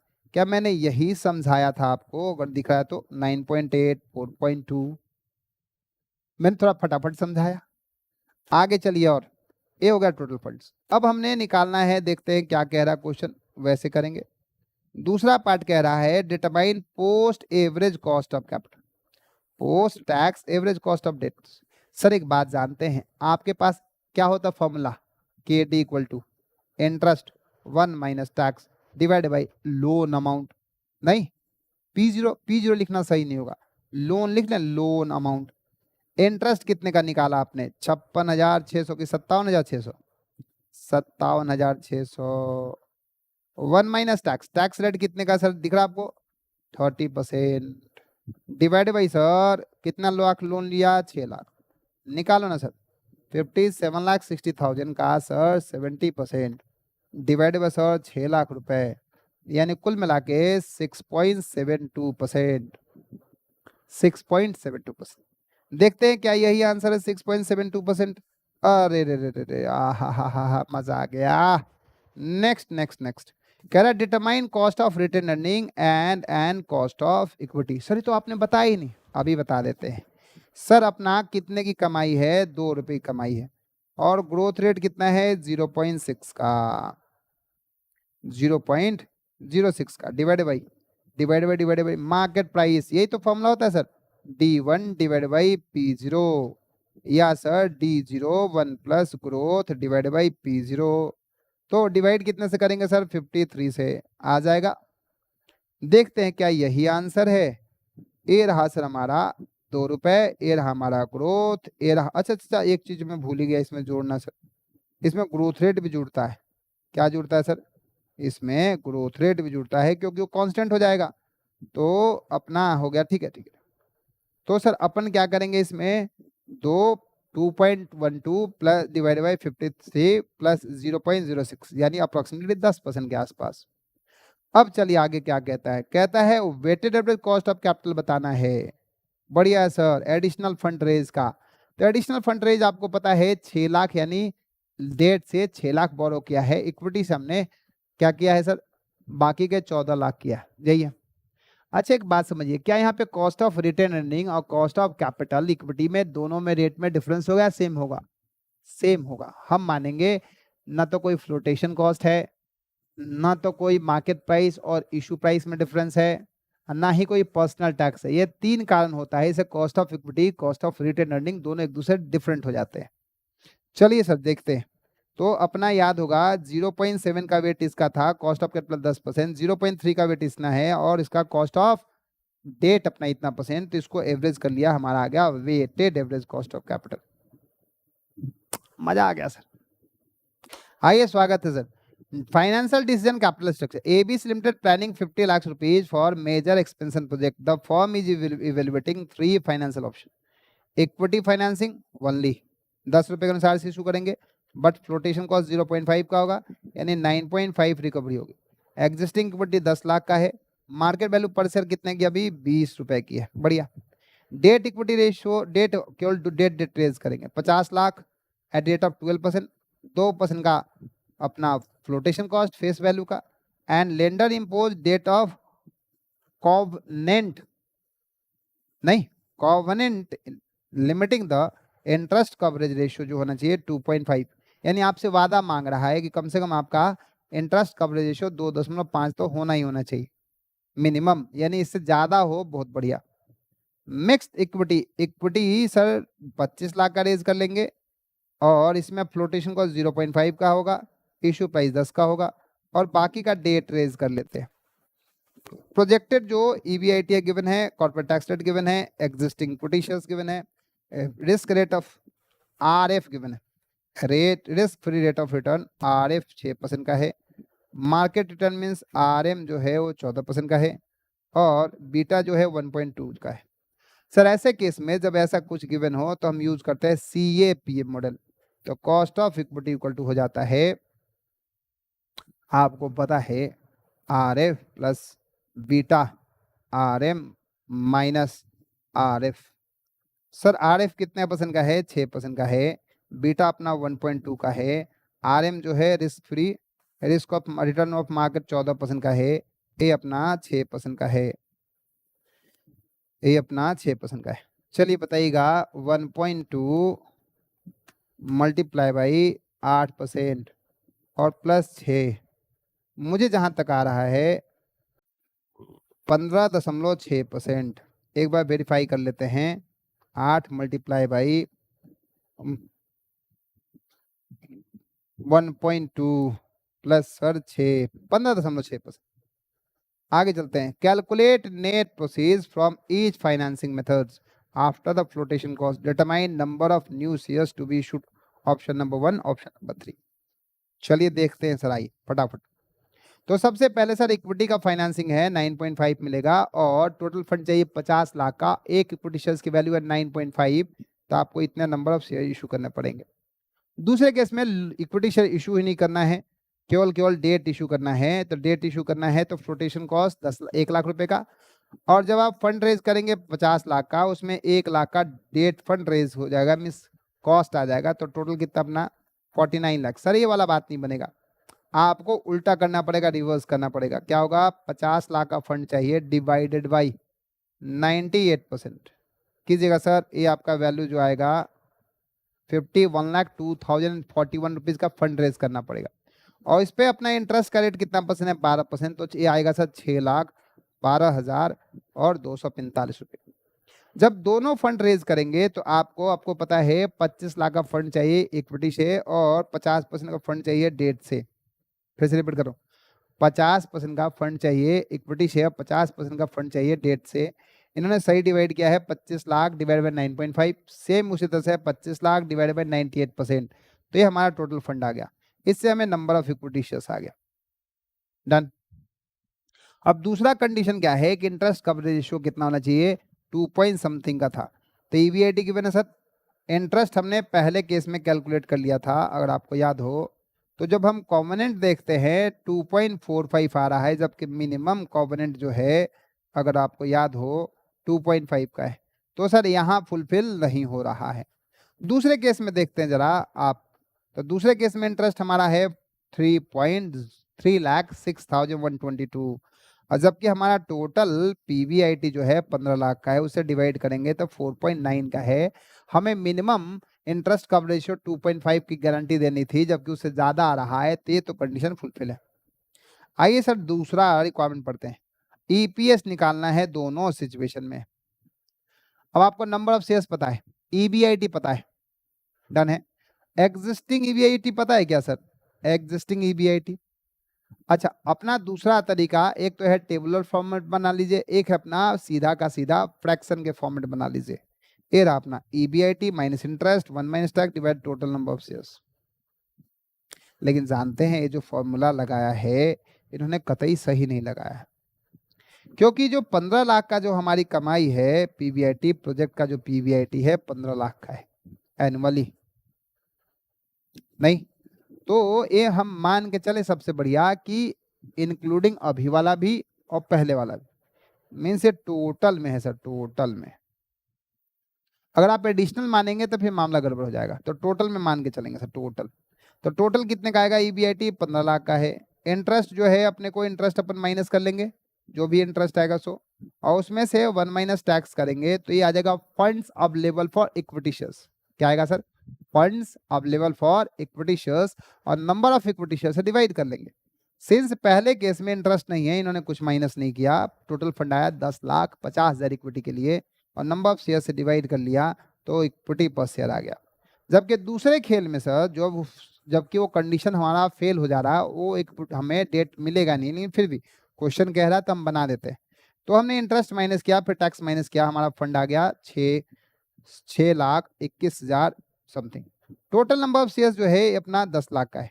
अच्छा, एक बात बताता हूँ फिर से, एक और गड़बड़ है, एक और गड़बड़ है सर। आइए, एग्जिस्टिंग इक्विटी शेयर्स 10 लाख का है और नया इक्विटी शेयर्स भी इशू होगा, तो दोनों जुड़ेगा सर।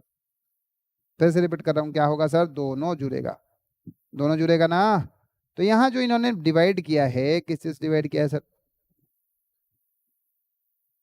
हाँ, ए तो ठीक था सर, ए यहाँ ठीक था। अच्छा, दूसरे में डेट ही रेज कर रहे हैं तो उसमें नया इक्विटी शेयर्स कहाँ आएगा? ठीक है, 10 लाख से डिवाइड होगा, बढ़िया सर। मिक्स ऑप्शन, जब दोनों मिक्स कर रहे हैं तो इंटरेस्ट हमें पता है, इंटरेस्ट माइनस कीजिए, उसमें से टैक्स माइनस कर लीजिए, आ गया फंड। अपन नया इक्विटी शेयर्स इशू कर जोड़ लेंगे तो टोटल इक्विटी शेयर्स आ जाएगा, और फिर 0.662 आएगा सर।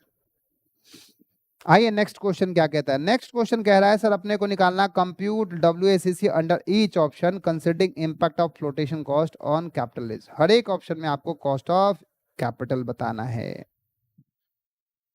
बढ़िया सर, बढ़िया टाइम पास। तो सीएपीएफ मॉडल में हमने बोला था आपको 15.6% का आएगा, 15.6%, याद होगा आपको।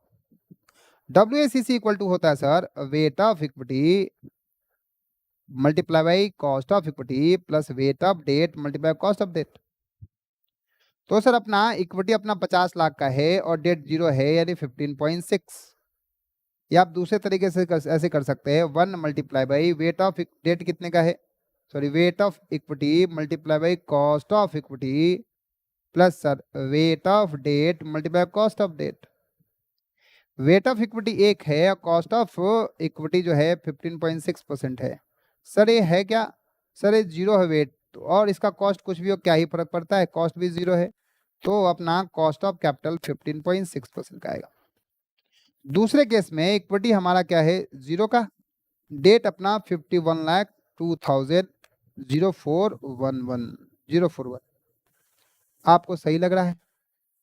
आपको ये बात सही लग रहा है? एडिशनल के लिए ठीक है सर, एडिशनल के पॉइंट ऑफ व्यू से ठीक है, टोटल ठीक नहीं है, टोटल फिर गड़बड़ है। समझो ये क्वेश्चन फिर से इन्होंने गलत ड्राफ्ट किया है। एक बार देख लेते हैं, एडिशनल कॉस्ट पूछ रहे हैं, WACC consider impact on the flotation of capital raise, बस ऑन कैपिटल रेज की बात कर रहा है, टोटल में नहीं पूछ रहा। इसको अंडर ब्रैकेट में आप समझने के लिए ऐसे लिख लिया sir, additional cost of capital, additional cost of capital. चले सर डन। तो वैसे केस में हमने डेट रेज किया है, डेट का वेट कितना है? एक को मल्टीप्लाई कीजिएगा कितने से? 8.4% से। फ्लोटेशन कॉस्ट भी तो एडजस्ट होगा, फ्लोटेशन कॉस्ट भी तो एडजस्ट होगा सर। तो इन्होंने केवल फ्लोटेशन कॉस्ट है क्या, इन्होंने फ्लोटेशन कॉस्ट एडजस्ट करना नहीं करना। The impact of flotation cost on capital raise, capital raise पे भी ध्यान रखना है। चलो ठीक है, कोई बात। चलिए चलिए, तो अपना 8.4% किया है, लेकिन सर मैं समझता हूँ 8.4% तो है, लेकिन फ्लोटेशन कॉस्ट भी तो है। तो फ्लोटेशन कॉस्ट कितने की सर?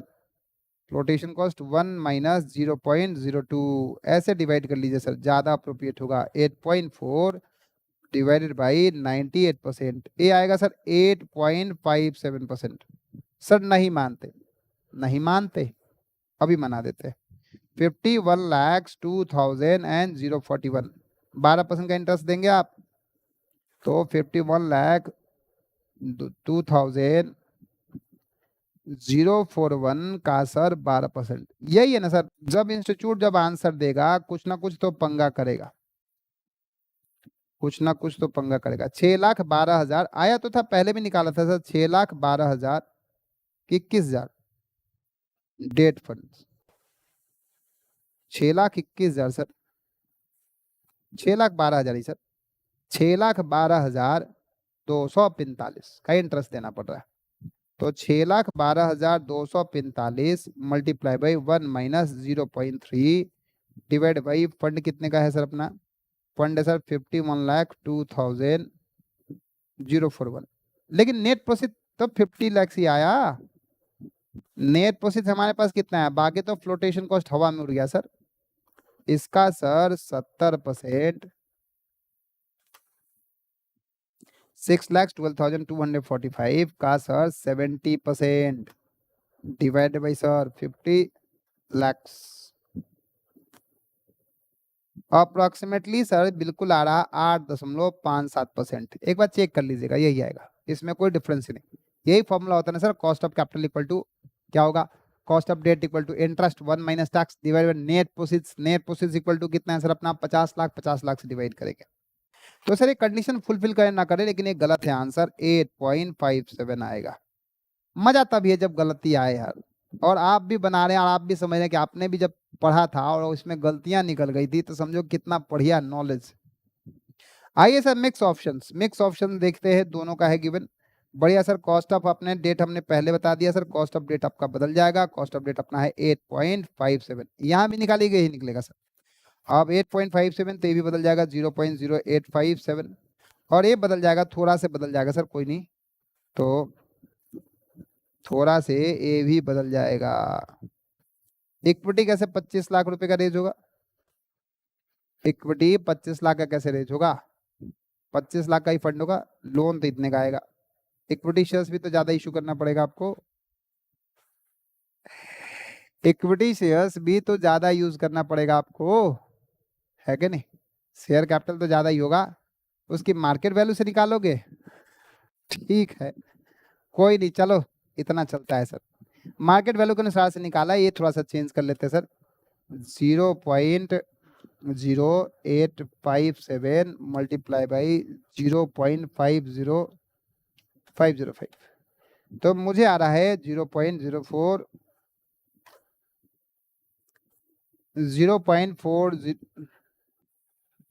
0.0432, और इधर आएगा सर 0.495 मल्टीप्लाई 15.6।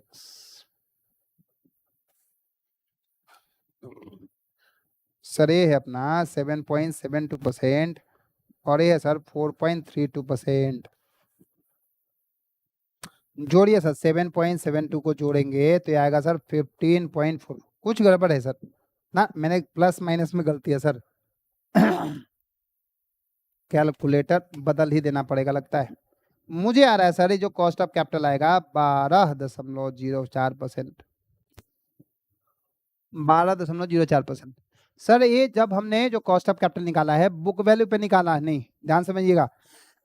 बुक वैल्यू पे नहीं निकाला, ये मार्केट वैल्यू के अनुसार से निकला सर, मार्केट वैल्यू के अनुसार से, ठीक है ना। और एक और बात बताऊं, मार्केट वैल्यू 25 लाख नहीं है, वो तो फ्लोटेशन कॉस्ट दिया ना आपने, मार्केट वैल्यू भी बदलेगा। और हमने इक्विटी शेयर्स कितना इशू किया है दूसरे को ऑप्शन में, जरा ध्यान से देखिएगा, कितना है कितना है कितना है, लेकिन जितना दिमाग में लगाना पड़ेगा सर। कितना है सर अपना? Number of equity shares, equity shares, equity shares, point number 33333, number of equity shares ये रहा ना 2,63,000, तो 26,31,100, 26,31,580। इसकी मार्केट वैल्यू भी 26,31,580 आएगा सर। 26,31,580, यही है ना सर? एक बार देख लेना आप, हो सकता है आप मेरे से लड़ जाएं कि इंस्टीट्यूट ने जो बोला सही बोला है। सर जब मार्केट वैल्यू निकालेंगे तो फ्लोटेशन कॉस्ट माइनस करके, दूसरा मार्केट वैल्यू में एक और दिक्कत आएगी सर। क्या आएगी? मार्केट वैल्यू 20 रुपए पर यूनिट है, तो आप क्या कहेंगे सर? नहीं नहीं, हम मार्केट वैल्यू में बुक वैल्यू लेंगे। तो बुक वैल्यू में सर शेयर कितना इशू किया? 26,61,2,63,150, 580, और एक शेयर की वैल्यू कितनी? 10 रुपए, तो 10 से मल्टीप्लाई करोगे ना, फिर भी तुम यहीं पे आओगे। है ना। चलो सर, कितनी गलतियां निकाल दी हमने यार, बड़ी सारी गलतियां हो गई। इंस्टीट्यूट की जय हो, जय हो, जय हो, जय हो, जय हो।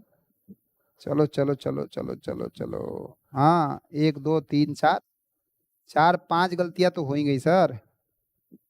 आइए, अब इसमें कौन सा होगा सही, कौन सा नहीं, कौन कंक्लूजन ड्रॉ करना है।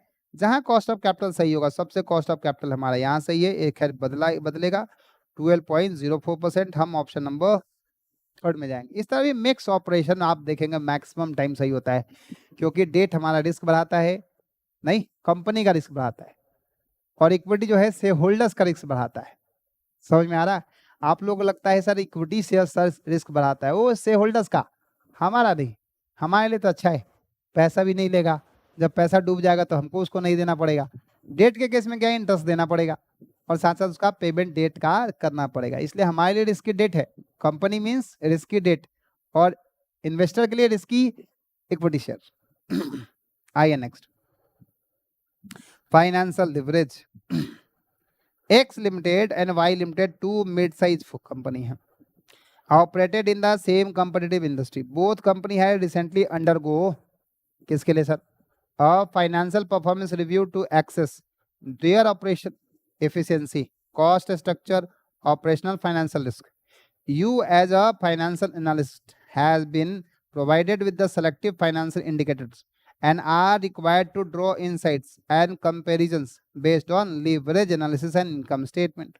Management of X Limited has disclosed that the company is currently operating with the margin of safety 0.1667.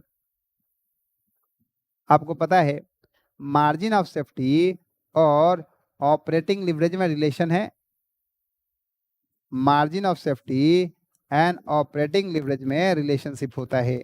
बताइए क्या रिलेशन है, बताएंगे थोड़ा। मार्जिन ऑफ सेफ्टी और सर अपना मार्जिन ऑफ सेफ्टी और ऑपरेटिंग लिवरेज में रिलेशन होता है। क्या होता है sir, operating ratio equal to, sorry operating leverage equal to degree of operating leverage equal to 1 divide by MOS,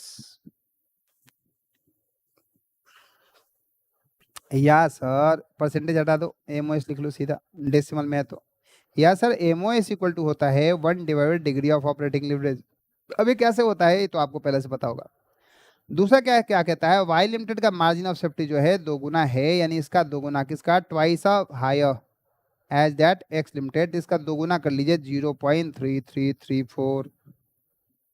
एक क्वेश्चन बिल्कुल टेस्ट योर नॉलेज का, लगभग सिंपल है, आपके test your knowledge question number 3 की तरह। आप देखेंगे ना स्टडी मटेरियल का टेस्ट योर नॉलेज का क्वेश्चन, तो उसके जैसा ही है। बोथ कंपनी है मेंटेन फाइनेंशियल लिवरेज सर 3 का है, बढ़िया। अगर आप देखेंगे यहाँ पे margin of safety 1 divide by 0.1667 करेंगे तो मुझे लगता है 6 आएगा, और ए आएगा सर लगभग 3। दोनों का जो फाइनेंशियल लिवरेज है वो 3 का है। देयर वेरिएबल कॉस्ट 60%, एक एक्स का, वाई का अपना 50% है। In terms of financial cost, X limited incurs annual interest cost 30,000 का, however Y incurs 300% higher than X limited, यानी सर कुल मिला के 90,000 रुपये का इसका इंटरेस्ट का खर्चा है। Both company are subject to corporate tax 30%, net profitability after tax, ठीक है ना। You are required to prepare income statement बनाना है।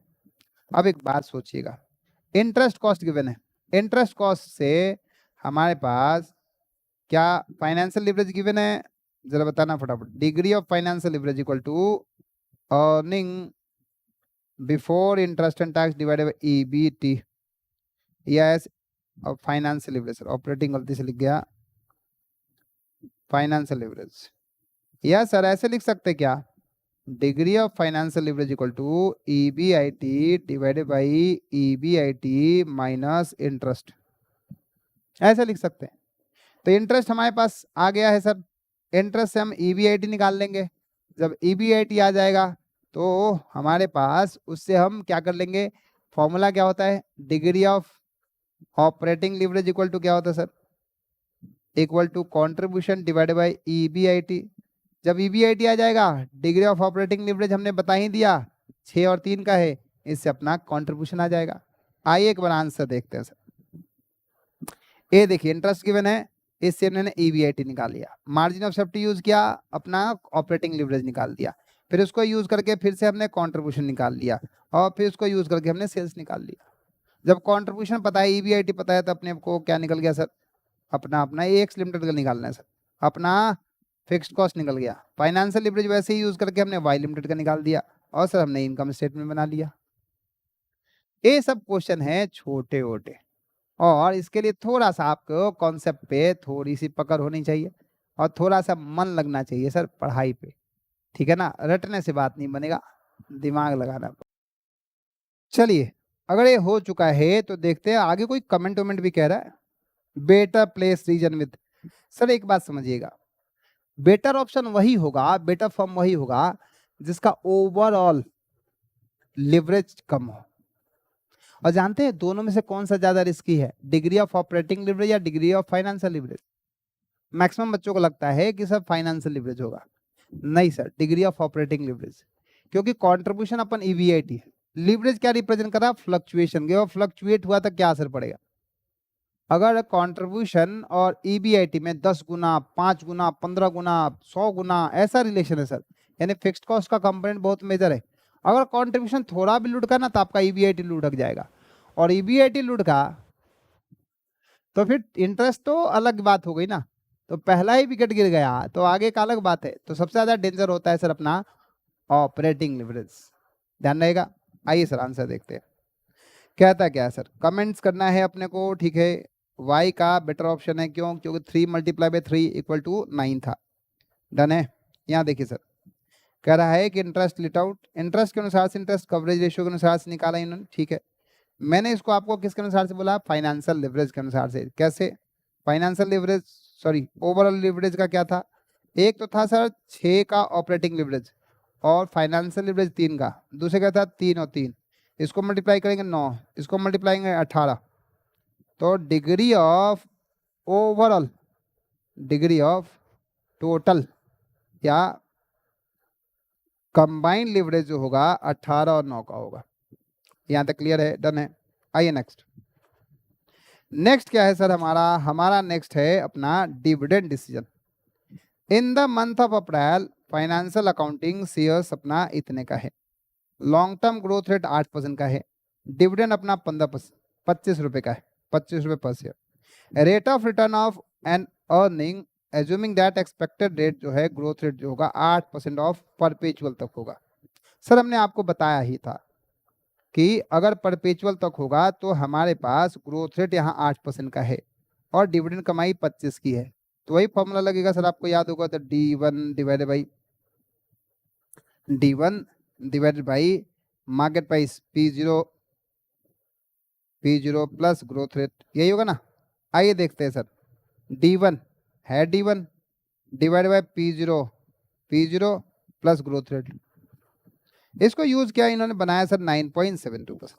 नेक्स्ट चलते हैं, it is expected that PQR limited earn 10% on retain earning, and return earning अपना 60% का है, तो 60% में 0.6 मल्टीप्लाई बाई 10%, यही तो होता है। याद कीजिए, आज भी यूज किया था, G = B multiply by R।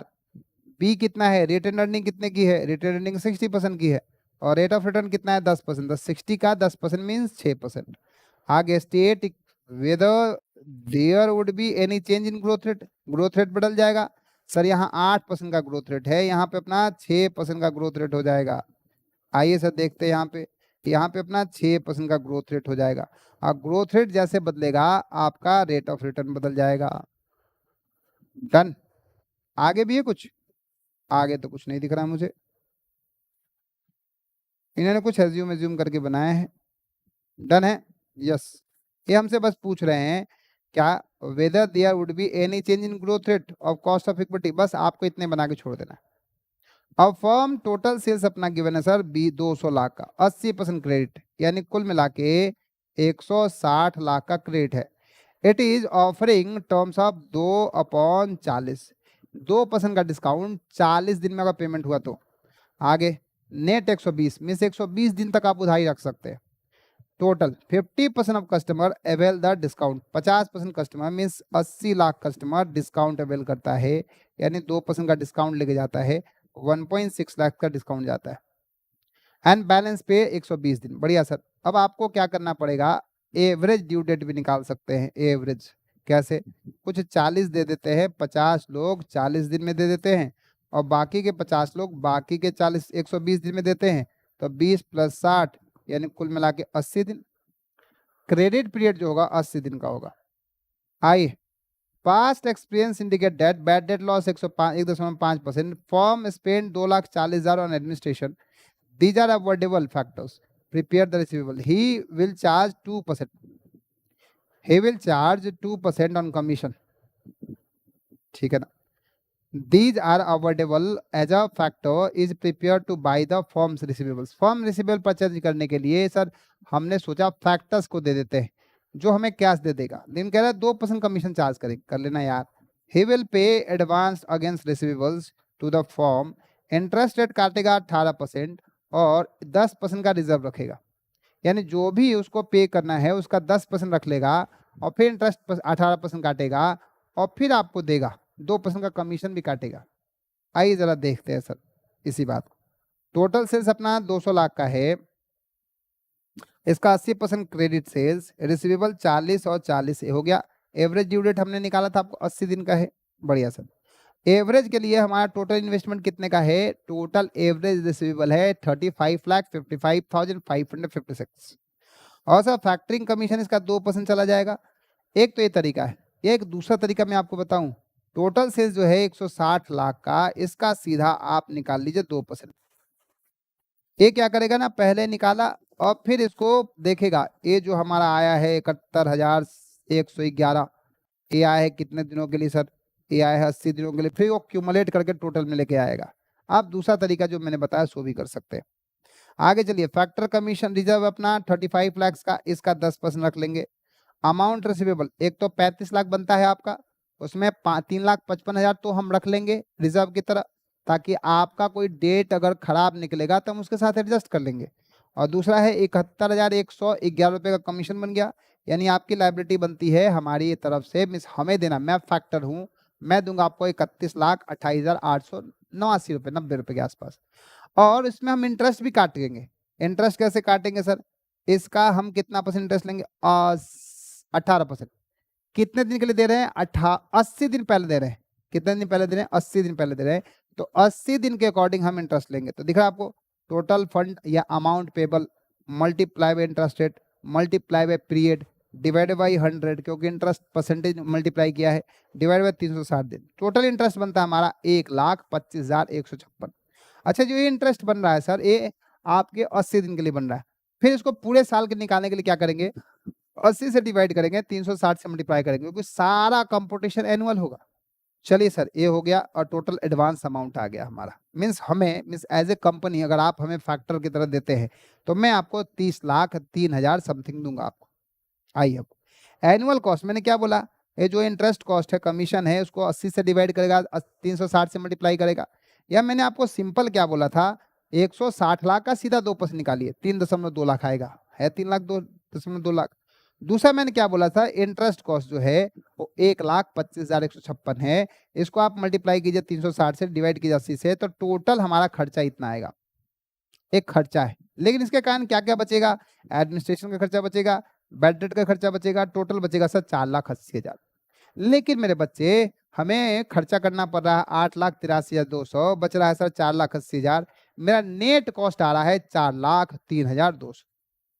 अब इस 4,03,200 मेरे को मिल जाए, खर्चा आ रहा है पूरे साल में, लेकिन सर उसके अगेंस्ट में आपको 80 दिन पहले पैसे भी तो मिल रहे हैं।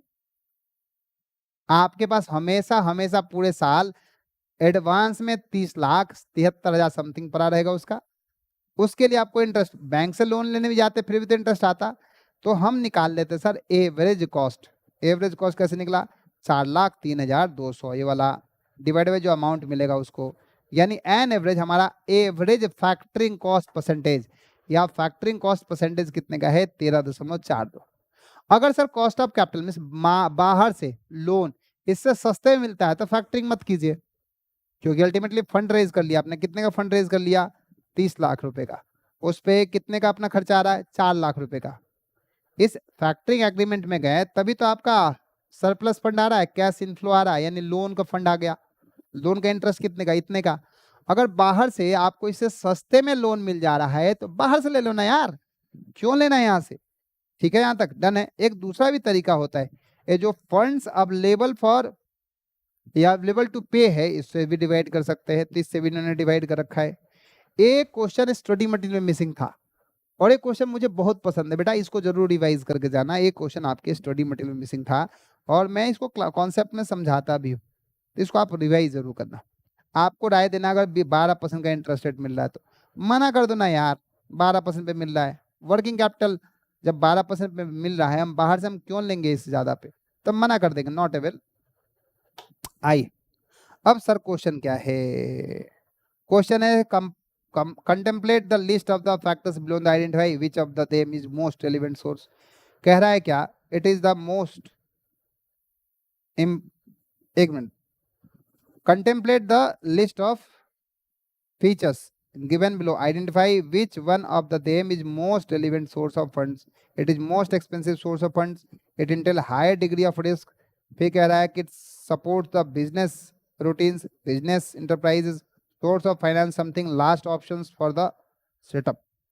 आइए सर, तो पहला जहां पे अपना सबसे महंगा सोर्स होता है उसे कहते हैं इक्विटी।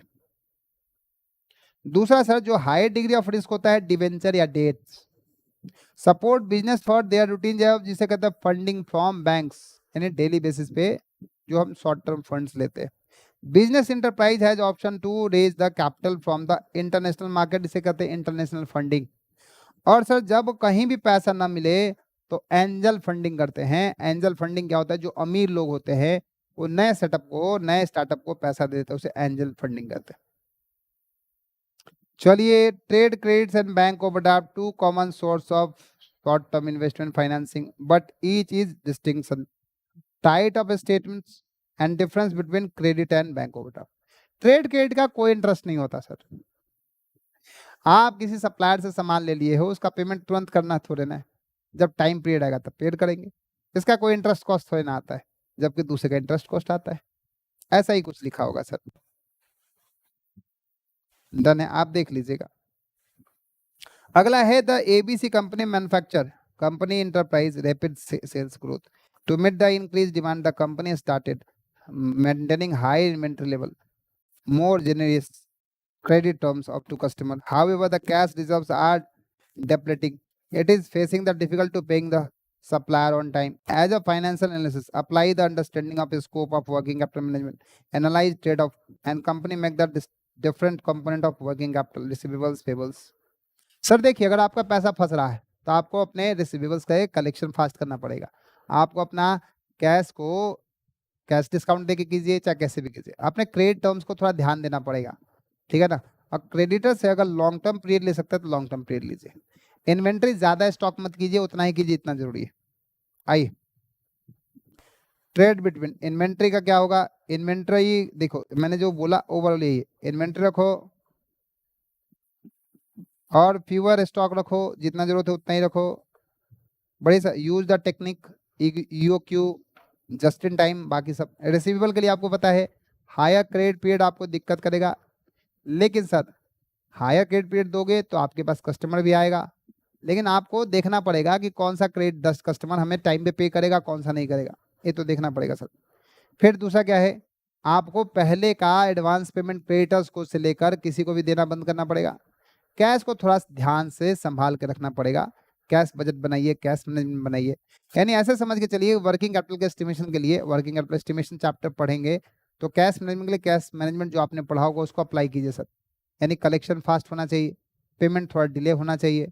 रिसीवेबल के केस में सर आप उसी को उधारी दे जो पेमेंट कर रहा हो। लॉन्ग टर्म पीरियड अगर देंगे तो पैसा बैड डेट होने का चांस ज़्यादा होगा, इंटरेस्ट का खर्चा आएगा, तो ये सारा कुछ है अपना। इसके साथ हमारा एफएम का उसी तरह से नीचे भी है अपना पेबल्स एंड एक्सपेंसेस। इसके साथ हमारा एफएम खत्म हो गया, यानी एफएम का आरटीपी खत्म हो गया। उम्मीद करता हूं आपने अभी तक अगर देखा है तो आपको मजा आया होगा।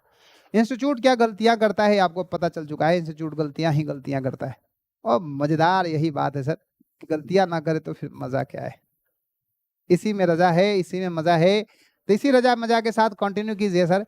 अपने दोस्तों को ये वीडियो शेयर कीजिए। अगर इन्होंने एफएम का आरटीपी नहीं किया है फिर भी देख ले कि भैया क्या क्या गलतियां किया है इंस्टीट्यूट ने। तब तक के लिए लेते हैं break. Bye bye, tata, take care. Subscribe करवाओ यार किसी से। Bye bye.